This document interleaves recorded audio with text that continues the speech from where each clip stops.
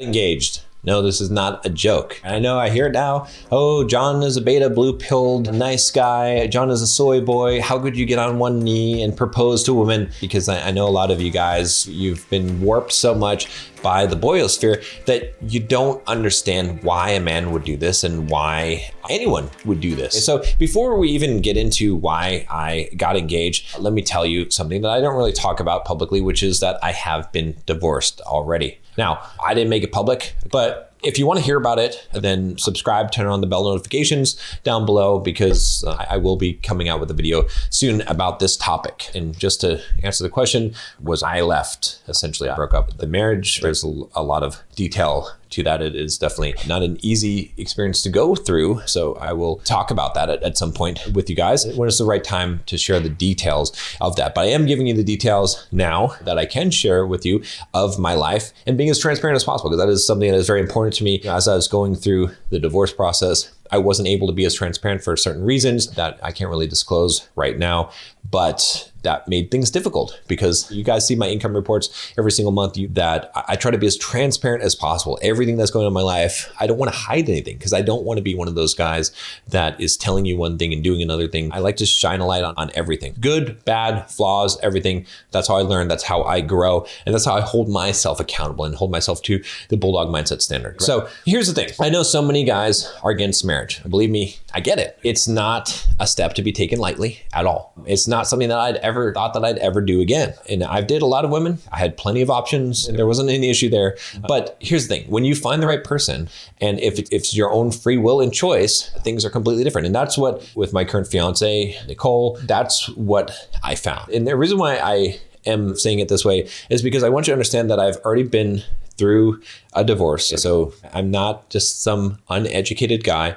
I'm very familiar with the boyosphere and all of the teachings of every single one of the acronyms. I'm not going to say them here because I don't want to have this video be associated with that in the algorithm. You know, the pills and the acronyms and all those things. I know all of that stuff. Believe me, I have experience. I've done it all. I've been in a relationship where I've been unfaithful. I have dated multiple women. Let me just put it that way. I'm not going to get too descriptive, but I've had success in those areas. And the reason why I'm saying this is not to brag in any way, because that's not necessary at all, but to give you some context to understand that a lot of people think that when I'm making this decision, I'm making it because I am this blue-pilled beta guy, just like every nice guy who has been enamored by a woman and gets sucked in by her. And here I go to the slaughterhouse. But that's not the case. I have full conscious knowledge of what I'm doing. It's something that is a very calculated and clear thing that I have consciously made this. And a large portion of this, it comes from really two places. One of them is the person that I'm with. My fiance, Nicole, she is just a wonderful woman, just a wonderful human being in general. One of the things I tell you guys, and you've heard me talk about this in videos, is that one of the main attributes that you should be looking for in a woman is that she treats you like a king. How well she treats you, essentially. And Nicole treats me better than anyone has ever in my life. I'm being 100% honest with you, and it's amazing. Right? She's never yelled at me, never called me a name. Even we got into discussions, arguments, been totally respectful, and that is extremely rare. And someone who I enjoy being with literally all the time. Like I always enjoy being with her company. I never get sick of her, never get tired of being with her. Something I'd never experienced before. So this is something that is qualitatively different than all of my other experiences with women. And like I said, I'm not a guy that hasn't had experiences. Believe me, again, not saying that for any purpose, but to make it clear for you guys, because I want you guys to understand. I don't need to justify what I'm doing. I can do whatever I want to do. I don't need to even make this public, but I'm doing it because I don't want you to miss out on the opportunity to have a really good life, because it is possible. There's so many guys out there that are disparaging the idea of committing to a monogamous relationship, to one woman, to getting married, to all of these things. And I agree, there are some dangers. We'll talk about that in a little bit, but don't let that scare you off. Instead, what it should be doing is it should make you learn how to vet women very carefully so that you don't make the decision lightly at all. Because again, my first time through, I made the decision a little bit lightly. It's something that you need to understand some of the things that some of the guys in the boyosphere are telling you, because some of that stuff is true. And it's important to understand that stuff so that you can carefully make that decision and understand how women will act. And you can I don't want to say test a woman, but you can vet her out. You can see you should never, ever get involved with a woman that disrespects you. You should not tolerate disrespect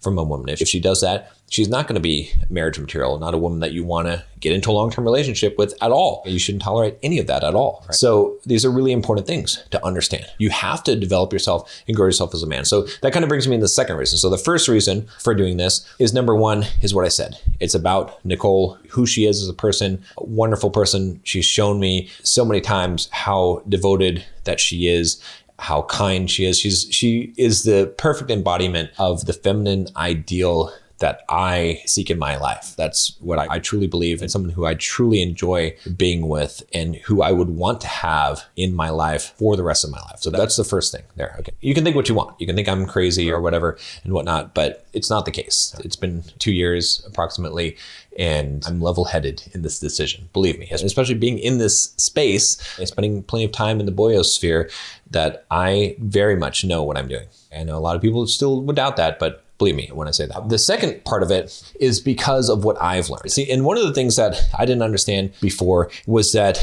I had a lot of growing up to do. I had a lot of things to learn. Learning how to pick up girls, there's some mild difficulty to it, but it's really not that hard. Anyone can learn that. I taught guys how to do that. I was successful doing that. That's not hard. But learning how to be a man in a relationship is extremely difficult, right? Because these are the things that aren't taught. And these are things that I hope to teach a lot of you guys. But that's what made me ready for this, was that I learned a lot of things. I learned how to be a guy that is kind and compassionate, but still is firm and strong and doesn't tolerate disrespect. And I believe if you come into a relationship with a woman and you're not that guy, regardless of how good of a woman she is, she will end up walking all over you. And I see this time and time again. And so it takes two components, right? You have to find what I believe is the right woman. And some of the way that she acts and treats you, a large portion of it is going to be based on her reacting to who you are as a man, right? A woman in a relationship, what I have found, is typically a reflection of the man that you are right now. Right. So if you're a weak man right now, whatever woman that you get into a relationship with, she is going to bring out the worst in you, and you're going to bring out the worst in her. Because you have to be a strong leader and have to have done the work and developed yourself as a man in order to have success in a relationship. It doesn't matter if she's the best woman in the world. You will poison that by who you are, because you need to have a backbone, you need to be strong, and you also still need to be kind and compassionate, understand how to be masculine and how to allow her to be feminine, which is very difficult at times, right? Understanding how to let women vent and to know where the line is, where women are expressing their emotions and you're allowing them to express those emotions, which is a good thing. But you're not allowing them to disrespect you in the process of doing that. Very important things to master and understand. Probably the closest book that I could find that I'd recommend to you guys that talks about some of these things and really helped me when I was first exploring these ideas and learning these things is The Way of the Superior Man by David Deida. That's a really good book on that topic. But again, I'll do some videos in this channel talking about some of these things. I've done some in the past talking about these things. But that's the second reason, is because I learned these things about myself and I was able to grow and improve through my failed relationship, through other relationships with women, as I learned these things, developed myself as a man, and became that kind of man that was ready for this type of commitment and could handle this, right? Didn't screw it up, didn't steer a woman that's in my life in the wrong direction. So very important, I think, that guys understand that. So now, the reason why I did that is because both of those things occurred. Now, had both of those things not occurred, then I would not be going down this road. And I think part of finding the right woman for a lot of you guys, because I know a lot of you guys, as much as you want to be jaded and all this stuff, you still have this hope of finding that wonderful girl and starting a family and these things, which is good. I think that you should hold on to that. But part of that, I truly believe, is that it's about you. Like, you attract what you are. And so until you work on yourself and become that strong masculine man without the victim mindset, who is able to balance having the backbone and standing up for himself and having the kindness and compassion for other people and able to mix those two things together, until you become that, you're not going to attract that woman. So work on becoming that. And then I think you'll see that those women are going to be attracted to you. That's my theory on that. So a couple things here. So first of all, if a man is going to ask a woman to marry him, first of all, I saw a clip from Andrew Tate on this and I agreed with him 100%. It's like, you should know the answer. You should know that she's going to say yes. It's so ridiculous if you're like, oh, she said yes, I'm so happy. No, you should know that she's going to say yes. So you shouldn't be asking the question. If you're not the kind of guy that a woman that you're dating would absolutely say yes to you, you got some work to do. You shouldn't be there in the first place. But if you are that guy, you should get on one knee. It's nothing about being a simp. It's about showing respect. It's about showing her that she means so much to you, that she's the only woman in the world. That's how you should treat a woman, by the way. You should have a backbone. You should have boundaries and have respect and make sure that she does respect you, but you should treat her like she's the only woman in the world. And so getting down on one knee is sort of a way of saying, I am the king and I have the authority, yet in this moment I yield to you. It's a show of respect. Right? It's an acknowledgement. Right? A lot of times when you're in a position of power, when you yield that power, that is the most powerful thing that you can do. And that's what it is. It's not a sign of submission. It's more of a sign of dominance. It's more of a sign of respect, of saying that I acknowledge you. I see you. You're someone that's worthy of being celebrated. It is showing that you're making that woman. And that's what, when you do an engagement, guys, it should be about the woman. It's not about equality. It's not about any of those things. Forget about the boyosphere kind of crap that they preach a lot of times. It's about making it about her and how special she is. And part of the thing that I did, if you want the story, I went on a trip to Hawaii. And I went the previous night and I got her a nice dress for this luau that we're going to. And I got a matching Hawaiian shirt so we could match for the luau. She had no idea that I was going to do the proposal. And then I set it up ahead of time. I talked to the photographer at the luau and I said, hey, I'm going to do this proposal. And she queued it up and whatnot so that I could capture it on this moment, a very special moment, on photo and on video, because I wanted to have that for her, to make this special for her. Because when you care about someone, you do those kind of things for them. And that's the thing. And so many guys, I think they look at this, I got some flack for it, they interpret this as weakness. It's so far from it. I wish that I could help some of you guys to understand this. And I get it. Some of you guys have been in a bad place. Women have mistreated you. They've abused you. They've walked all over you. They've taken advantage of you and used you. Or you've been rejected by women. I get all this stuff. Believe me, I've been there myself too. But it doesn't mean that you need to turn your back on the ideals that you have. It just means that you need to grow a spine, that you need a backbone, you need to have boundaries, you need to become the man that you're capable of, and you need to not tolerate people to treat you in a way that you don't want to be treated. The reason why you get in the situations where women walk all over you, where they disrespect you, where you're in a submissive position to a woman, is because you allow that to happen. It's not all women, it's not society, it is because you allow it to happen. But if you find a girl that respects you and you command that respect, and you don't accept anything less than that, then yielding in this case, getting down on one knee, is not a sign of weakness at all. So I want you guys to understand that, because it's really important. And this is the right way to do things. Trust me on this. You don't want to ride the fence on this one. If you really want a woman to totally respect you, to totally submit to your authority as a man, to totally trust you, to be totally devoted to you, to build her entire life around you, you had better get down on one knee and show her how serious you are and make that day about her. You should do that as a man. Stop trying to protect yourself all the time. Be smart. Don't allow yourself to be disrespected. I talk about this all the time. But if you want a woman to truly trust you and to put her life into your hands, you need to be the kind of guy that can get down on one knee and it's not simping. If you can't do that, you're not ready. So that kind of covers that part of that. And then the last thing I want to cover in this is, what about the legal implications, the risk of divorce, losing your money, losing your children? Why involve the state in all of these things? So I've got a fairly simple, straightforward answer for this. I mean, there's some pieces to this. So the first one that I would say about this whole thing is that I wouldn't walk into something like this without being absolutely sure in my mind that there's going to be success here. If I felt like there wasn't going to be success, I would absolutely not do this. Again, I have experience. So based on my knowledge, a really high probability, I'm betting sort of everything on it, that this will work out. Now, you might say that's foolish and naive, but here's the other piece of this. There is still, of course, a risk factor. Anything can happen. It is true. But as a man, I feel like you should be willing to take calculated risks. Everything in life is a risk. If you start a business, you're going to take a risk. If you go and you do a sport, do some strenuous physical activity, you're going to take a risk. If you go to war, you're going to be taking a risk. If you get in a fight, you're going to be taking a risk. So there's certain risks that are smart risks to take because they're calculated risks. We can't just be afraid of life. We can't just be afraid of things just because something bad could happen. Now, granted, if you go in completely naive, you don't understand some of the things that I try to teach you guys on this channel about the nature of women, about having boundaries, protecting yourself, and what it is to be a man. If you don't understand some of those things, you're going to be putting yourself in a very high risk situation. Like I said, if you're not the man that you need to be and you get into a relationship, it's going to be extremely high risky. But I do believe that risk is lowered in my case. But even if I have to take on some kind of risk, I'm going to take on that risk as a man. Even if I had to lose half of my stuff, which I've already done before, okay?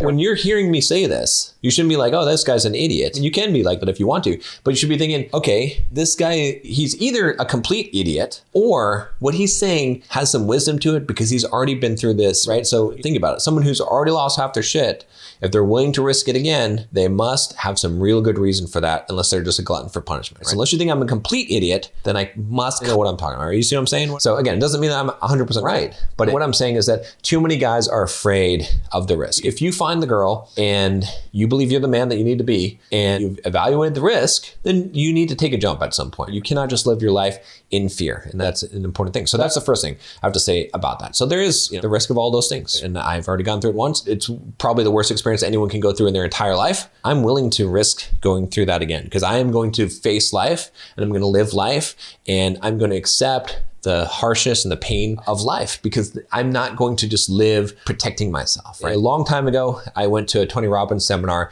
and one of the most impactful things that Tony Robbins said on the stage, it was a date with destiny. He said, the quality of your life is in direct proportion to the amount of uncertainty you can comfortably live with.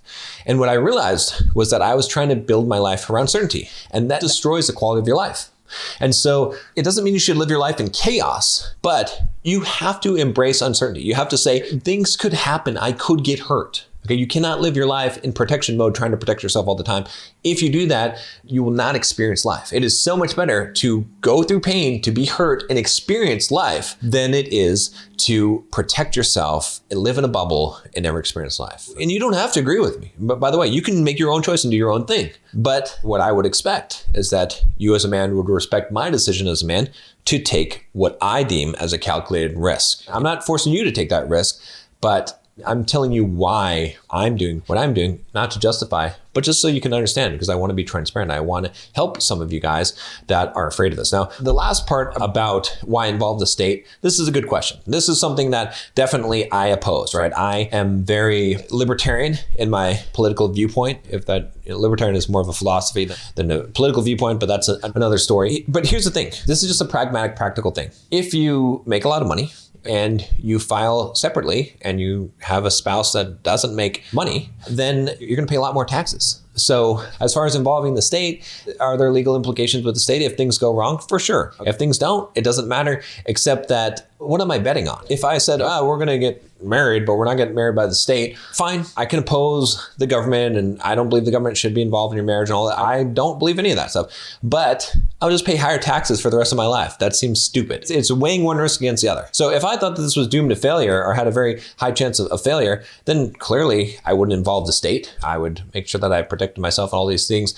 But if I don't think that this is going to fail, if this is something that I am committed to for my life, and I believe that this will be successful, then it is stupid to pay the extra taxes for a long enough time. And again, you can make a different decision about this, but I've thought about this and logically this makes the most sense to me because I do make a pretty good amount of money, as you guys know from my income reports, which you can watch, again, full transparency. So to me, saving $20,000, $30,000 a year, it might be more than that. That's well worth it. That's where I'm coming from in that respect. But I hate the idea that the state is involved in my life or in my marriage in any way. I don't believe that it should be in any way, except that the one place they get me is the taxes. I'd rather pay less taxes. It's a trade-off that I'm willing to make. Now, one more thing for you guys, I want to say this is that part of the reason why I'm able to do this is because my fiance, she is basically going to be a traditional wife in the sense that she's going to stay at home. She's not going to work a job. I'm going to support her fully. That's what I want to do. That is my wishes are. And she's willing to do that, and she wants to do that as well.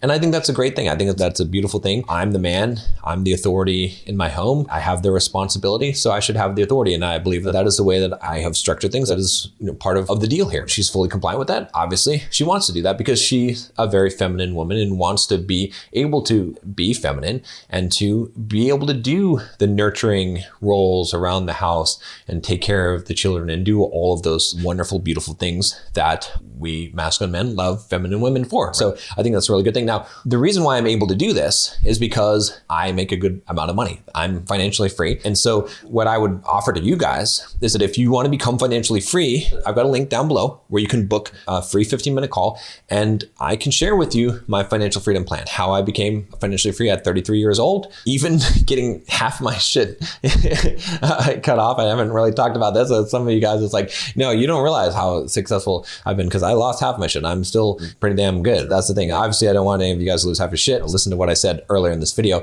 but jump on a call. Let's talk about this because I know a lot of you guys want to have a traditional family. You want to have a wife that stays home, that takes care of the kids, that does that kind of stuff. It's frowned on by society today. It's unfortunate because I think that's a beautiful thing. I think it's a great thing. I think the man should support the woman in the house, that he should be the authority in the house, and that he should bear the responsibility. That's why I did an actual video on this, on should couples pull their finances together, their money together. Check out that video next if you want to hear my thoughts on that. Thanks, guys.